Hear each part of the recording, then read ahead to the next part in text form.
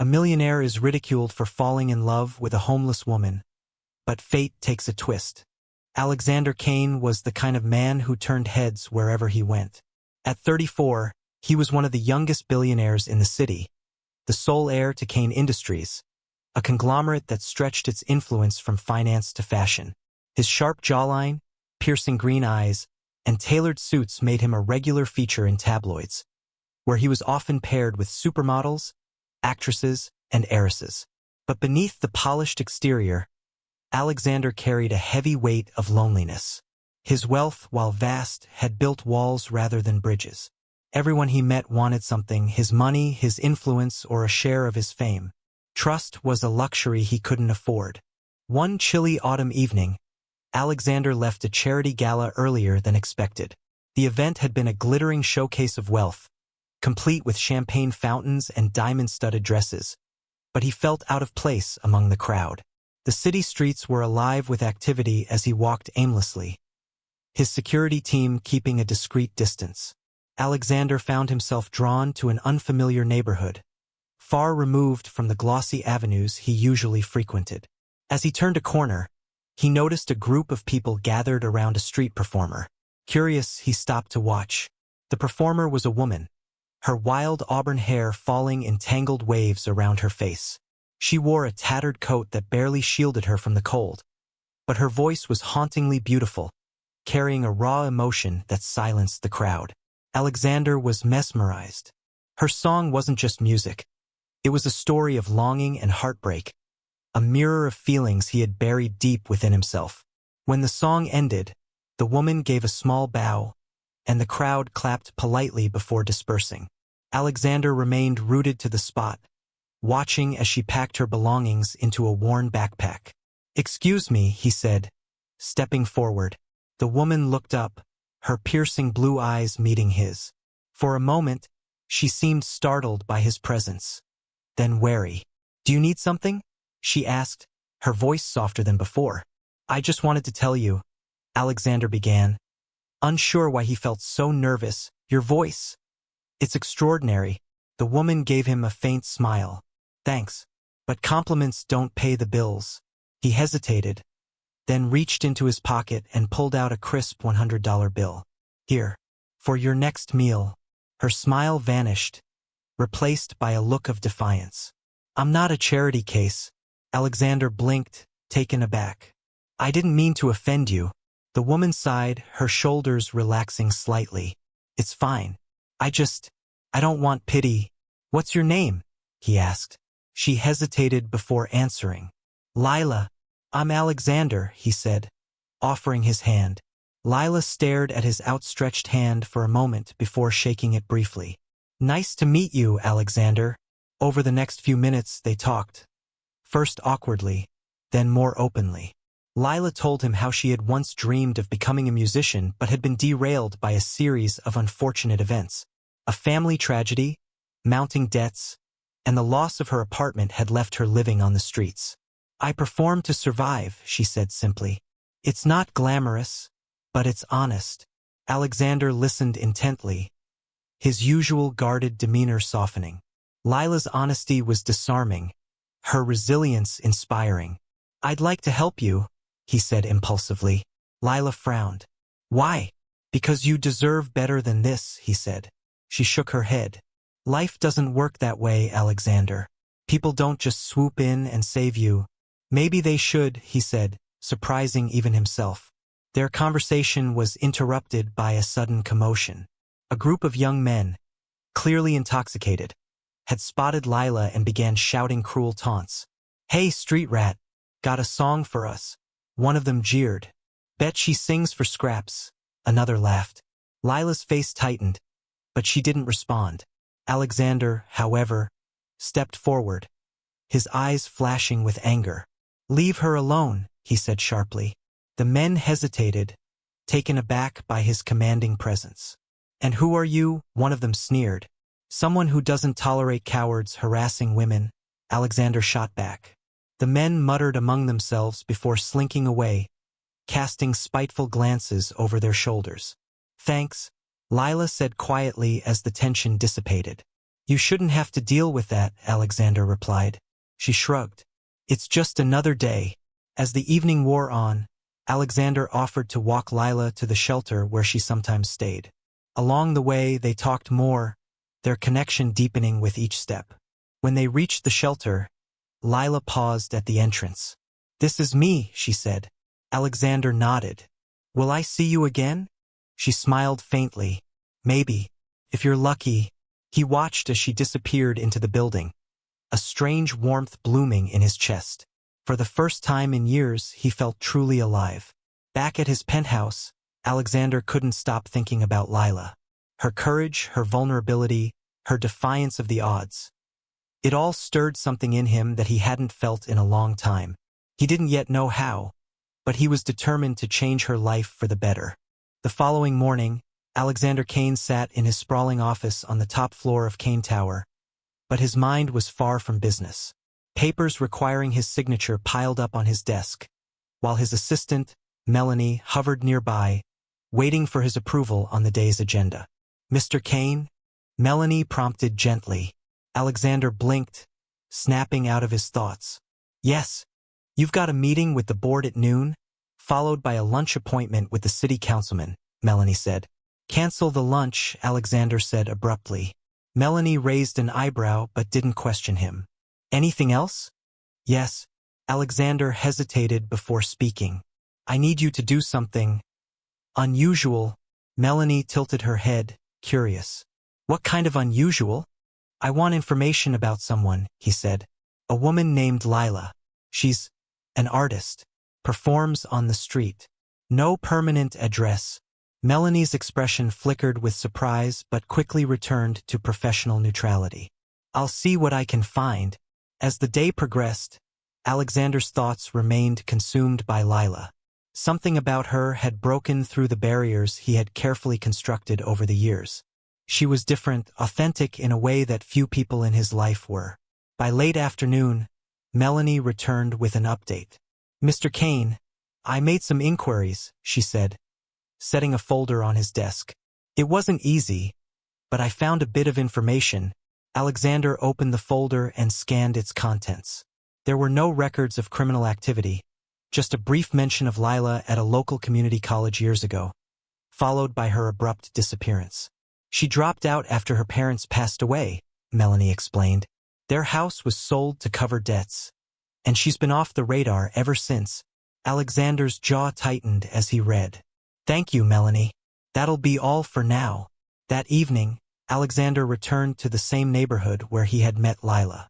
The air was crisp, carrying the faint scent of roasted chestnuts from a nearby vendor. He found her in the same spot, singing softly to a small group of passers-by. Her voice was like a thread weaving through the noise of the city, pulling people closer despite themselves. When she finished, the crowd clapped politely before dispersing. Alexander stepped forward, catching her attention. You again, Lila said, her lips quirking into a small smile. Miss me? He asked lightly. What are you doing here? She asked, tucking her hands into her coat pockets. I wanted to see you, Alexander admitted. Lila arched an eyebrow. Why? Don't you have a mansion to decorate or a yacht to buy? Alexander laughed, the sound surprising even himself. I do, but they can wait. Over the next hour, they talked again. This time, Lila seemed less guarded, opening up about her love for music and the struggles that had shaped her life. It's not easy, but it's mine, she said. I'd rather struggle on my terms than sell out.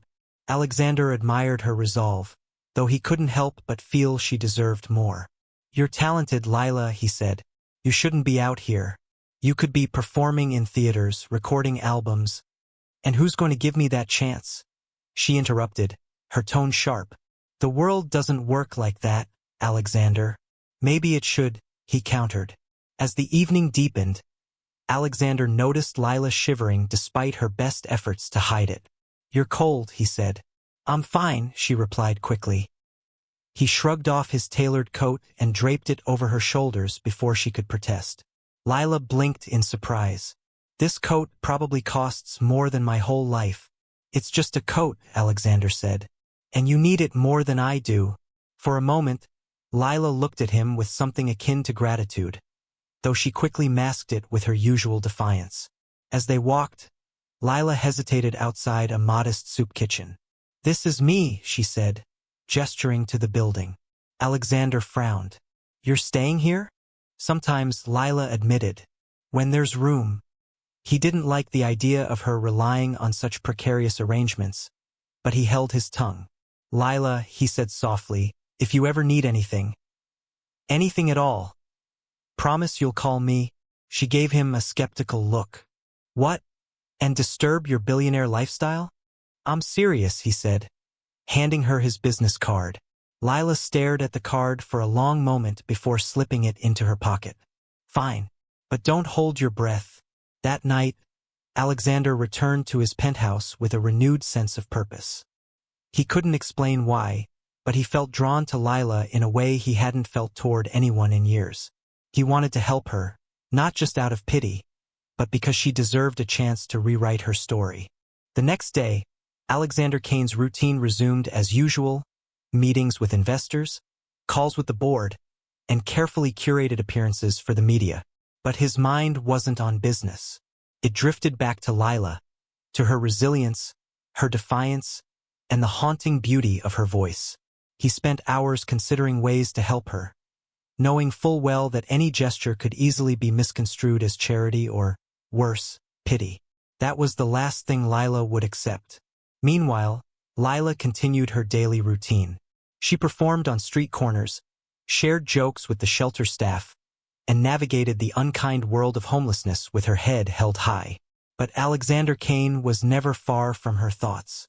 "Rich guy with a heart of gold," she muttered to herself one morning, shaking her head. "What's his angle?"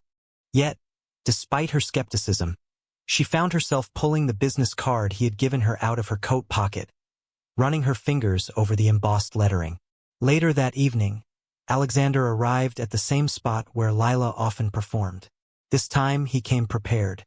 In his hand was a small box containing something he hoped would resonate with her.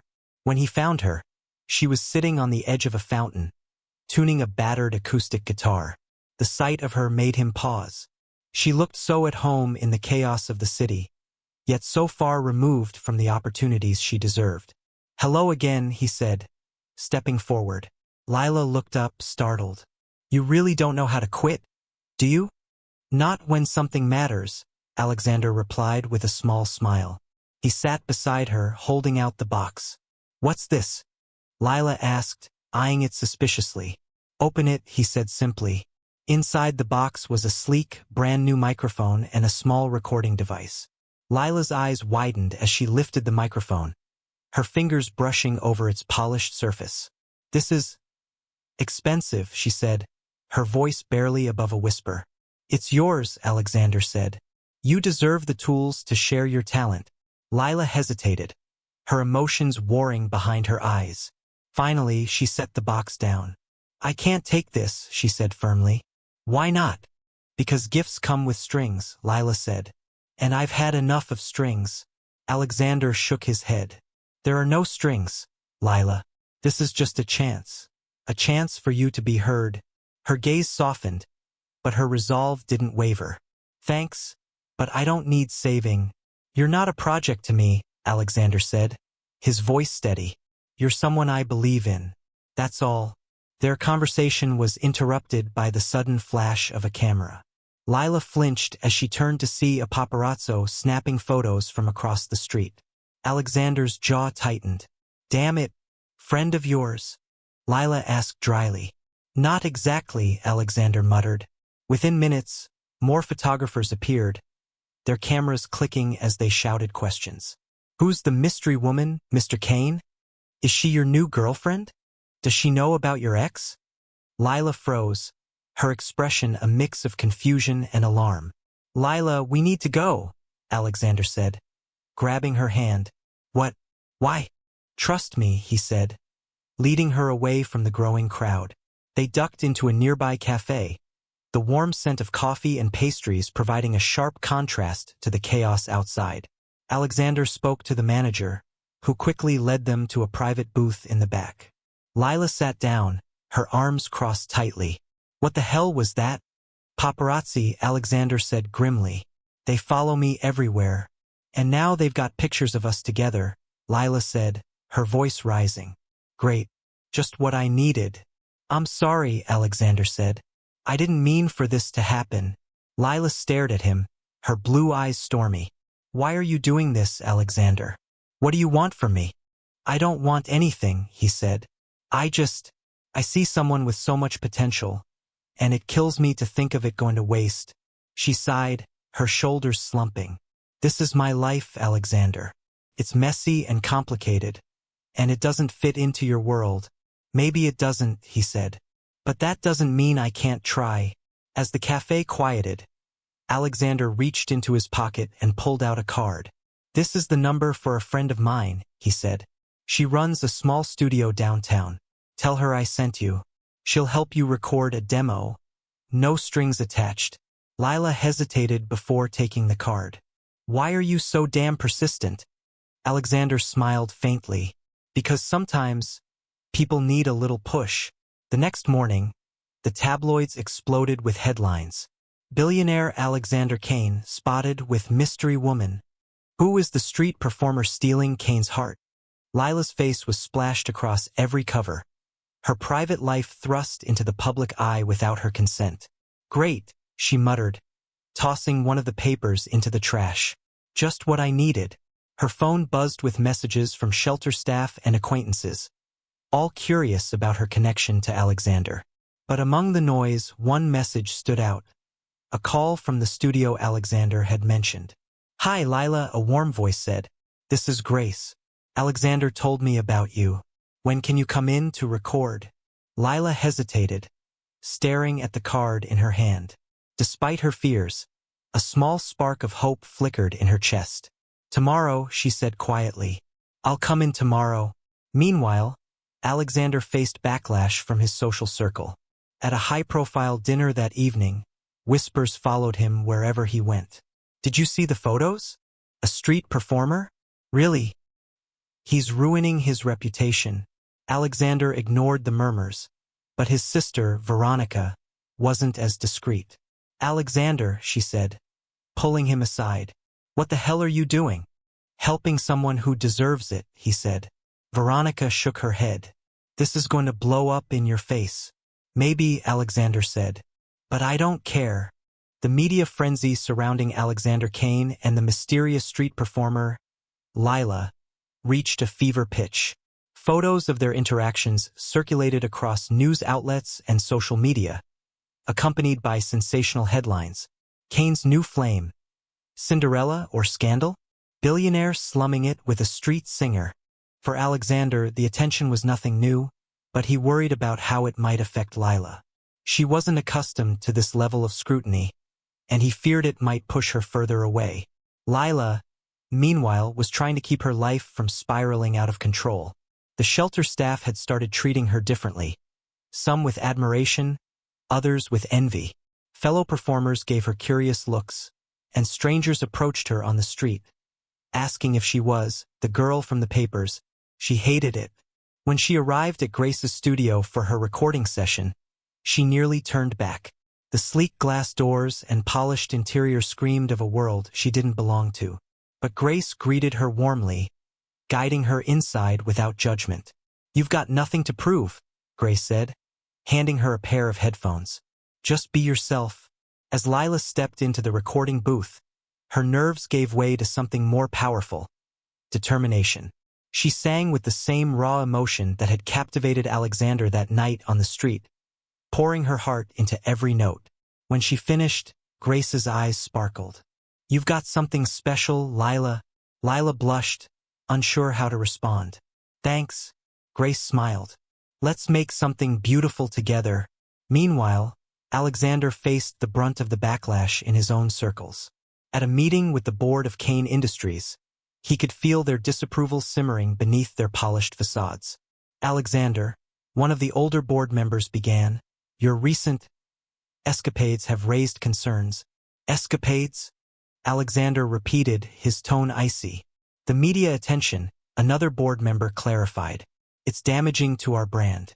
Associating with someone like Her could have consequences. Someone like her? Alexander asked, his voice rising. Do you mean someone talented, driven, and deserving of a chance? The room fell silent. This company has always prided itself on innovation and compassion, Alexander continued. If you think I'll compromise those values to appease tabloids, you're mistaken. Back at the shelter, Lila was feeling the strain. A group of women whispered as she walked past, their voices just loud enough for her to hear. Guess she thinks she's too good for us now, probably using him for his money. Lila clenched her fists, biting back tears. She had worked so hard to keep her dignity, and now it felt like the world was intent on tearing it away. That night, she sat on the steps of the shelter, staring at the city lights. When her phone buzzed, she hesitated before answering. Lila, Alexander's voice came through, calm and steady. How are you holding up? Great, she said sarcastically. Living the dream. I'm sorry for everything, he said. This wasn't supposed to happen. It's not your fault, she replied, surprising herself with her honesty. I don't know if I can do this. You don't have to face it alone, Alexander said. Let me help. Lila hesitated. Why do you even care, Alexander? I'm just me. You're extraordinary, he said simply, and I'm not going to let anyone tell you otherwise. The next day, Alexander invited Lila to his penthouse. She arrived reluctantly, unsure of what to expect. The space was as extravagant as she had imagined. Floor-to-ceiling windows, marble floors, and artwork that probably cost more than her entire life. You live like this? She asked, incredulous. It's just a place, Alexander said, shrugging. What matters is what you make of it. He led her to a room filled with musical instruments. Pianos, guitars, even a small recording setup. I thought you might like this, he said. Lila's jaw dropped. You did this for me? I believe in you, Lila, Alexander said, and I want to see what you can do. Over the next few weeks, Lila began working on her music with Grace's guidance and Alexander's unwavering support. Her confidence grew with each session, and for the first time in years, she allowed herself to dream. But not everyone was happy. At a charity gala, Alexander and Lila made their first public appearance together.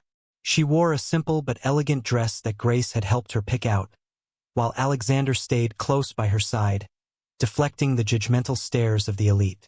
Alexander, darling, a socialite cooed, approaching them. Who's your guest? This is Lila, Alexander said proudly. She's a musician. The socialite's smile didn't reach her eyes. How charming. Lila felt the weight of their scrutiny but held her head high. She refused to let their opinions diminish her. After the gala, Alexander found her on the balcony, staring out at the city. Are you okay? He asked. Lila nodded. I'm just processing. He leaned against the railing beside her. I know it's not easy, but you don't have to prove anything to them. I'm not trying to prove anything, she said. I just want to be seen for who I am, not who they think I should be. Alexander smiled. Then let's show them. Lila's first studio demo was a quiet triumph. Grace had spent hours refining the recordings, and when she played the final cut for Lila, the young musician could hardly believe it was her own voice flowing through the speakers. This is incredible, Lila whispered, her fingers trembling as she held the CD. Grace grinned. I told you. Now, the next step is getting it out there. But Lila wasn't sure she wanted to take that step. The scrutiny from the public had been relentless ever since her connection to Alexander became news. She wasn't sure if she could handle more attention. When she mentioned her doubts to Alexander, he was understanding but firm. Lila, this is your moment, he said. People are already talking about you. Let's give them something real to talk about. And if they tear me apart, she asked quietly. I'll be there to catch you, Alexander promised. The demo was sent to a few trusted industry contacts, thanks to Alexander's connections. Within days, interest started to trickle in. A prominent music producer named David Marks reached out, requesting a meeting. When Alexander told Lila, she froze. David Marks, she said. He's like a legend, and he wants to meet you, Alexander said with a smile. I don't know if I'm ready for this, she admitted. You are, Alexander said firmly. I believe in you. The meeting took place in a sleek, modern studio in the heart of the city. David Marks was a larger-than-life figure with a booming voice and a penchant for designer sunglasses, even indoors. So, you're the girl everyone's buzzing about, David said, sizing her up. Lila shifted uncomfortably. I guess so. I listened to your demo, David continued. Raw, emotional, unpolished. But there's something there.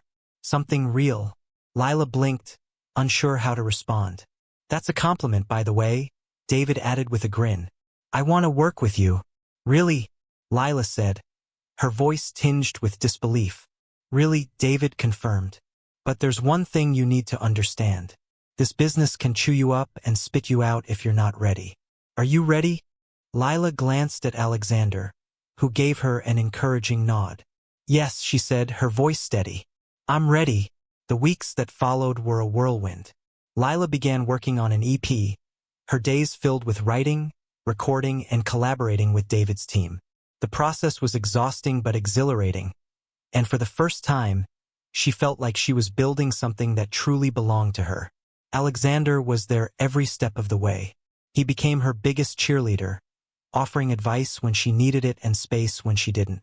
You're amazing, he told her one evening as they reviewed her latest track. I hope you know that. Lila blushed, her heart fluttering. I'm just doing my best. And your best is extraordinary, Alexander said. But not everyone shared his enthusiasm. The media continued to scrutinize their relationship, painting Lila as a gold digger and Alexander as a man blinded by infatuation. Social media buzzed with cruel comments, questioning her motives and mocking her humble beginnings. Lila tried to block it out, but the negativity began to weigh on her. One night, after a particularly harsh article, she showed up at Alexander's penthouse unannounced. I can't do this, she said, tears streaming down her face. Alexander pulled her into his arms, holding her tightly. Yes, you can, he said softly. They hate me, she whispered. They don't know you, he replied. But they will. Once they hear your voice, once they see your heart, they'll understand. And if they don't, who cares? You're not doing this for them. You're doing this for you. Lila looked up at him, her resolve hardening. You really believe that? With everything I have, Alexander said. The turning point came at a charity concert Alexander had organized. He convinced Lila to perform, promising that it would be a chance to show the world who she truly was. The night of the concert, Lila stood backstage, her heart pounding. She could hear the murmur of the crowd, a mix of social elites and ordinary people who had come to see the mystery woman linked to Alexander Kane. You've got this, Alexander said, squeezing her hand. Lila took a deep breath and stepped onto the stage. The first notes of her song filled the air, and the room fell silent. Lila sang with every ounce of emotion she had, her voice soaring and dipping, weaving a story of resilience and hope. By the time she finished, the audience was on its feet, applauding wildly. Lila stood there, stunned, as tears filled her eyes. Backstage, Alexander was waiting for her with a proud smile.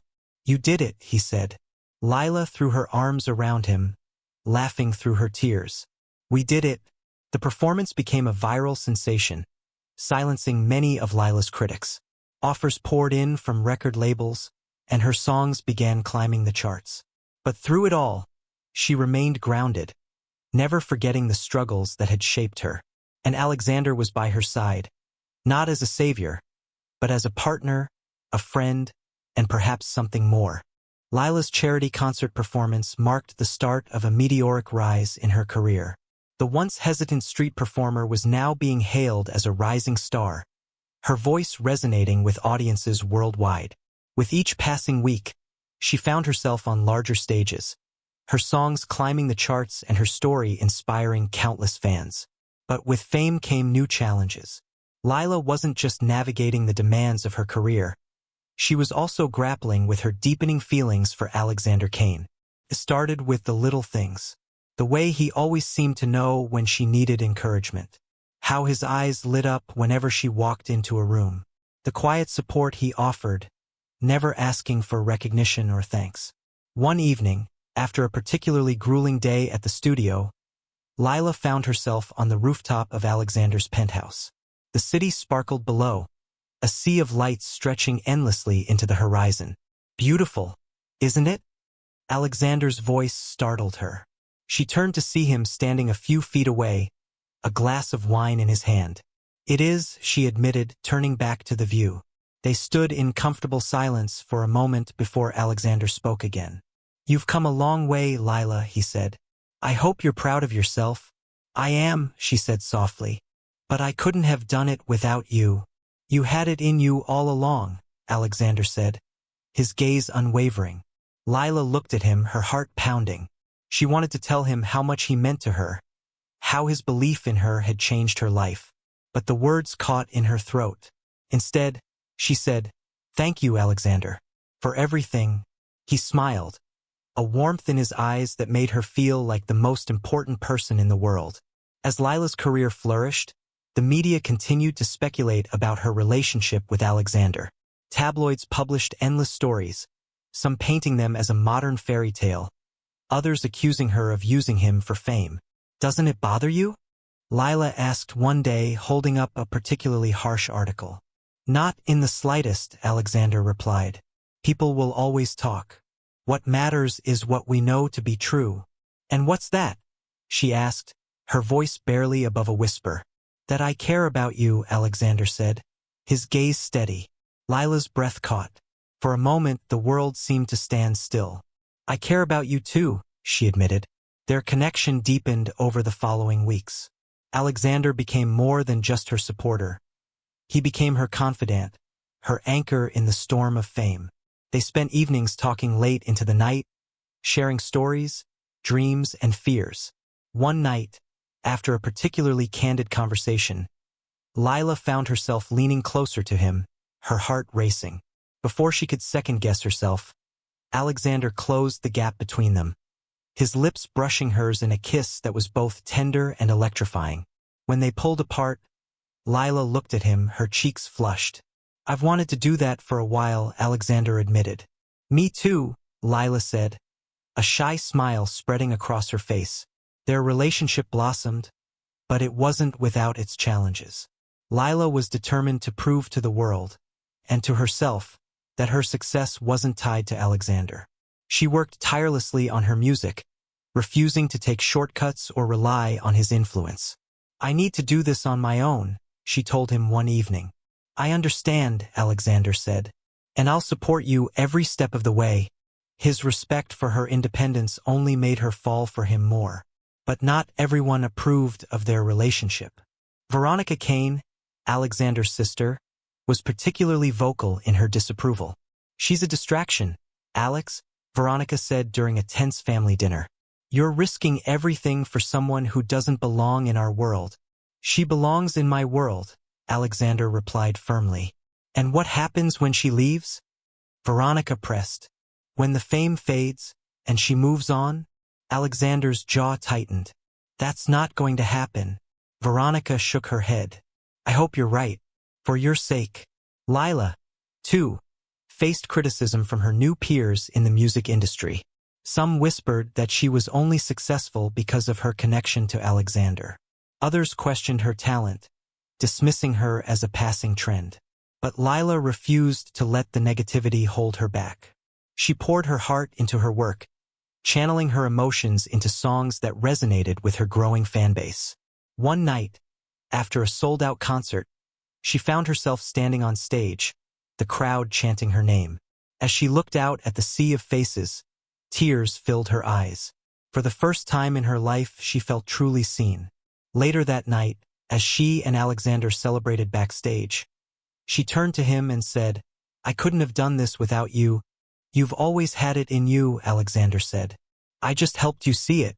Lila smiled, her heart full. For the first time in years, she felt like she had found not only her voice but her place in the world, and in Alexander's heart. Lila and Alexander's relationship, once the subject of tabloid speculation and whispers, had blossomed into something deeply real. Together, They navigated the challenges of fame and the demands of their respective worlds. But as their bond strengthened, a storm loomed on the horizon, one that would test everything they had built. It began with a phone call. Lila was in the studio, working on her next album, when her manager, Grace, burst in, her face pale. "We have a problem," Grace said, handing Lila her phone. Lila stared at the screen, her stomach dropping as she read the headline.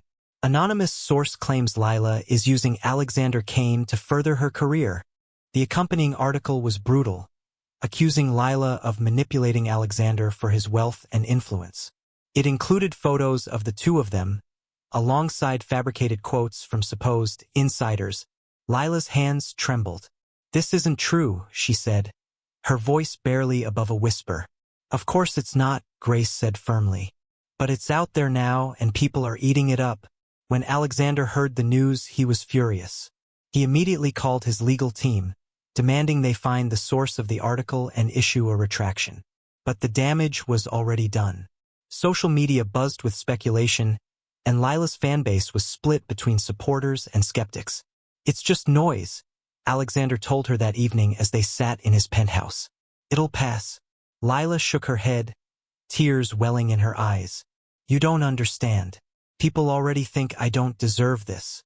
Now they're saying I don't deserve you." Alexander took her hands in his. "Lila, listen to me. The only people who matter are the ones who know the truth, you and me." She nodded, but the doubts lingered.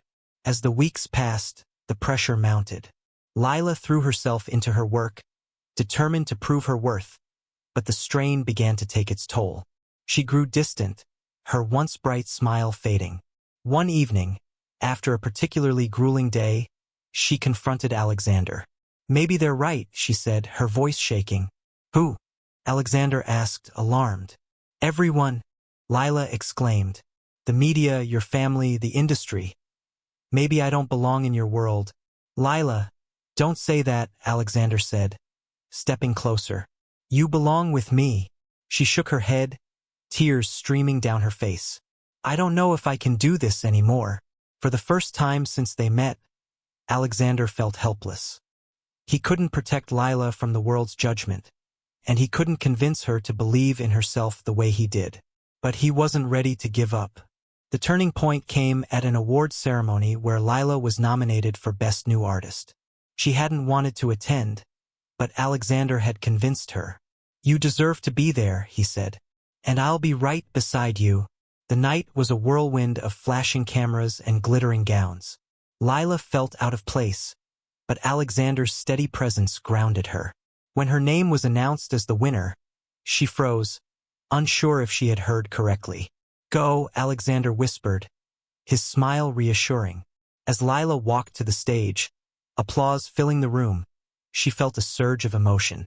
This wasn't just about the award, it was about proving to herself that she belonged. Her acceptance speech was short but heartfelt.